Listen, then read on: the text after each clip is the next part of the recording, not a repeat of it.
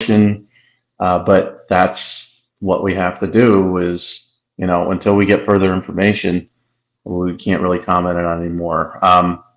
So I would say the promotion is working, and sometimes it's a slow turtle-like move. myfootballcamps.com/D1, and that's for the high school. And it's myfootballcamps.com/transfer portal, I believe it is. Transfer portal. D1 hyphen transfer right below Oh, it. D1 hyphen transfer portal. Yeah. And the reason I say this, we've had some guys like Carson Kruger find their FCS home. We've had some guys see additional Power Five interest, um, throughout this process. We've had some younger guys, 2024, 2025, 2026s, get more interest because of the promotional program. And what it is, it's we will socially promote you through our social media channels, and all the coaches are on there. And any coach that wasn't following me or the portal feed before this massive nightmare that happened last week with the portal, they're following now, and they're going to see your stuff. And we've always talked about how it's like the first time it's like, who's this? Second time it's like, who's this? The third time it's like, okay, who's this? I got to look. And then the fourth and fifth time, that's where it starts to get serious. So our buddy Sam Hartman, who was honestly throughout all of our clients, for me, was not a success initially. He came to us when he was in the state of Texas. He's an offensive lineman, could play D line as well, 6'5", 290, really strong kid. But it was like he came to us with some D2 interest. And I'm like, okay, based on the film, we're going to get this kid at least some FCS interest. And it wasn't happening. And he moved to Oregon. And that really hurt it as well. And I was puzzled by it. Not that I think he's, a Power Five, starter or a 4-star recruiter or anything like that, but I thought there would be more interest. So then we started talking last week, he and I, about JUCOs and preps. What if he wanted to take another year and continue this process? And he got a JUCO offer from, I believe, Navarro, which is a great JUCO, and it was like most of his stuff was covered. And he got official D2 offers, Yep. but he got what he wanted last week, which was a preferred walk-on offer from Oregon State, a program he loves, a physical program. Kids like him are perfect for it because this is a program that doesn't recruit 4- and 5-star kids. This is a program with Jonathan Smith, who just got a huge extension, as he should. They recruit grinders and hard workers and guys that are overachievers. So now he gets to go there. He gets to, he'll work scout team. He'll work as a preferred walk-on. He'll try to work his way into the depth chart. But worst case scenario for him now, he gets experience there and he falls back to FCS. And you had mentioned off air, Portland State should have offered this kid, and they should have, Yeah. no doubt. And now I think the worst case scenario is if he doesn't work out at Oregon State, he can get that Portland State offer or something similar at an FCS level. So that's a success story, but this one was like, this took a long time. You remember he was one of our guys in the summer. He was one of our first guys, definitely. Yeah. I think the lesson too on this is for the high school recruits, which is very different than the transfer portal recruits. For the high school recruits, it's a persistent, consistent process. And those are the two kind of words I would think: persistent and consistent, meaning the way recruiting is going, because the transfer portal is an immediate thing for the guys in college and they have to like make decisions quick on guys, and the guys who are left back might need help. And that's why we're here to help from that standpoint. But that's all a fast process. Because they have to focus on that and the immediacy of it, the high school football recruiting is more of a grind process. Obviously, the guys who are mega stars, that's a different deal. But even the guys that are Division One or borderline Division One FCS, it's still going to be a grind process.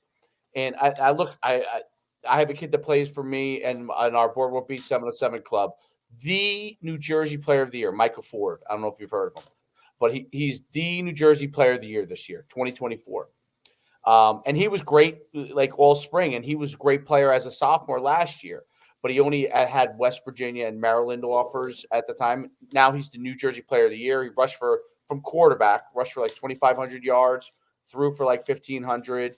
He's an athlete guy, could play a lot of different positions. He's 6'1", 215, and fast. And now he picked up 2 more offers. He's going to be 20 offer guy. I mean, he's New Jersey Player of the Year. Very rarely he's the number 1 player in New Jersey. Not a 20 offer guy, but he's a 20 offer guy, and he's got all the measurables. And he's going to explode. But a guy like him, as he's literally the New Jersey Player of the Year, it's been a process for him that he's had to go through.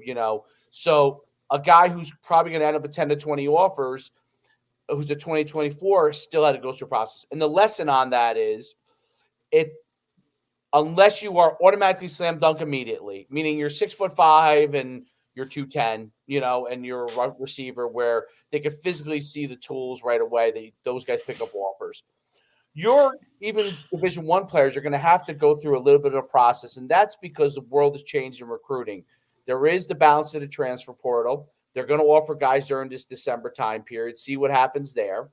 They're going to offer at the high school level slam dunks, but then you're going to get into the process where there's going to be the grind on some of those guys that are going to get offered over a period of time at the high school recruits. That's just the reality situation, because they're going to hold back a few scholarships for the spring on guys that they're going to, some guys are going to end out of spring ball, leave their team.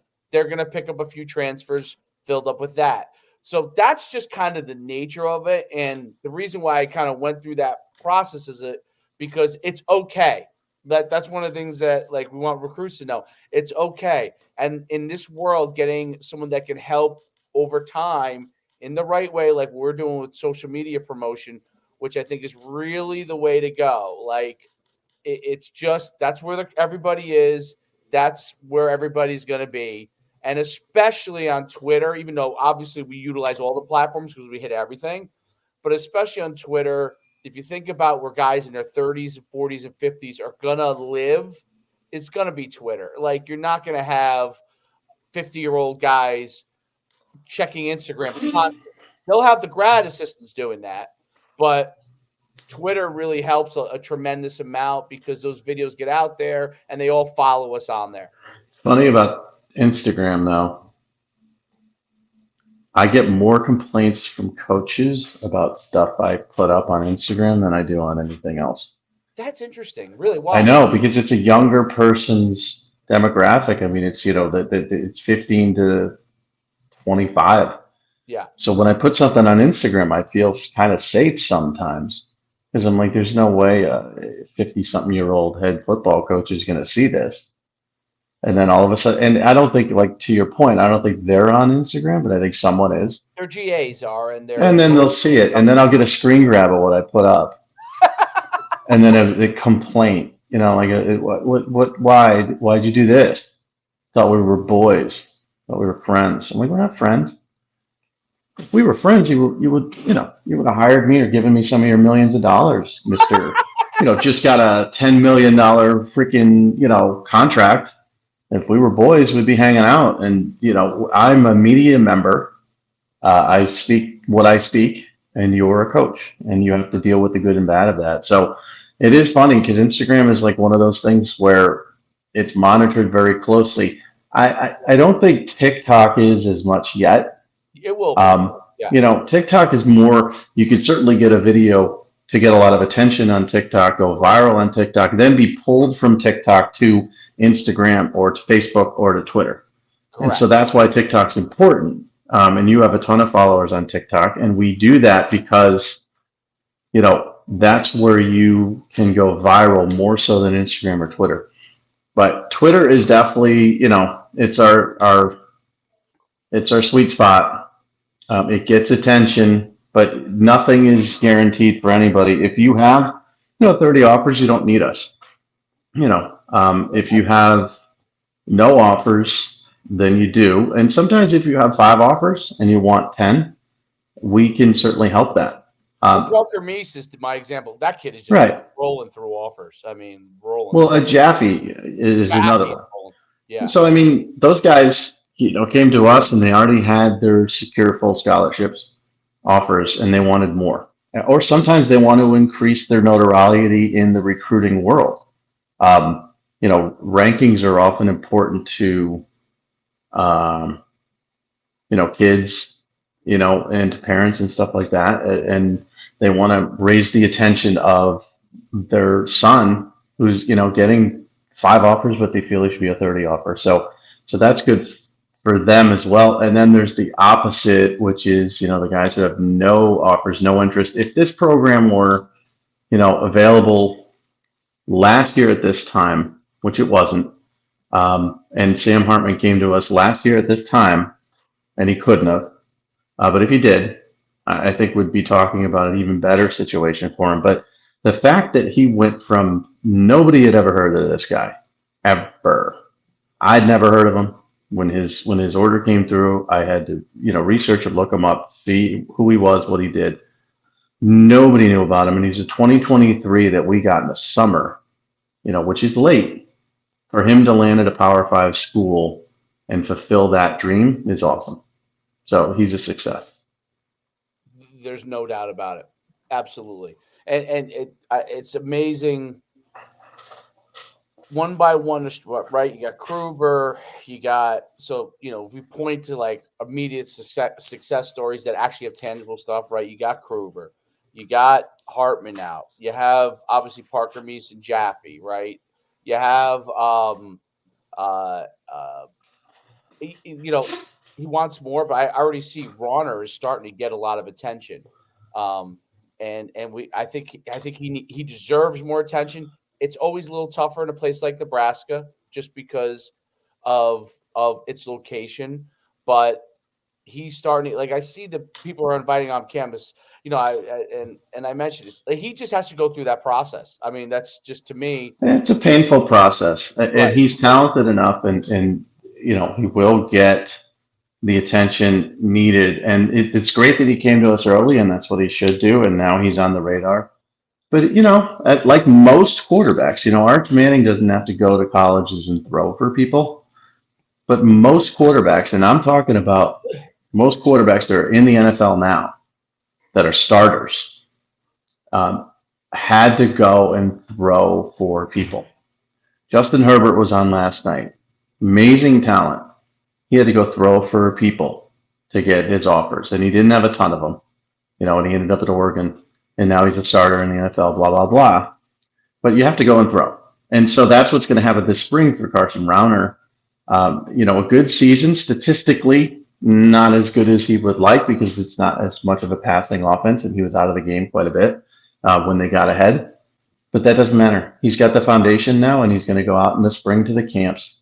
He's going to hit the camp circuit, and then he's going to do the summer camps, and he's going to, throw for people, and he's going to be fine. But you can sense how frustrating the process is for parents because it's not an easy process. It's very